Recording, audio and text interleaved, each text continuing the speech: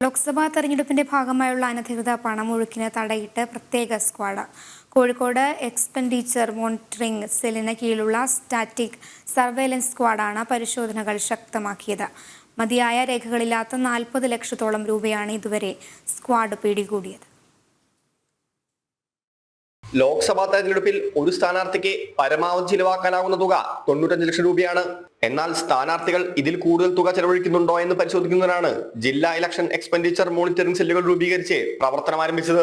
സ്ഥാനാർത്ഥികളുടെ പോസ്റ്ററുകൾ, ബാനറുകൾ, ചുവരെഴുത്തുകൾ, റാലികൾ, പ്രകടനങ്ങൾ എന്നിവയെല്ലാം ജില്ലാ ഇലക്ഷൻ എക്സ്പെൻഡിച്ചർ മോണിറ്ററിംഗ് സെൽ നിരീക്ഷിക്കുകയും വീഡിയോ പകർത്തുകയും അവ പരിശോധിച്ച് നിശ്ചിത നിരക്കുകളുടെ അടിസ്ഥാനത്തിൽ വില നിശ്ചയിച്ച് രേഖപ്പെടുത്തുകയും ചെയ്യുന്നുണ്ട്.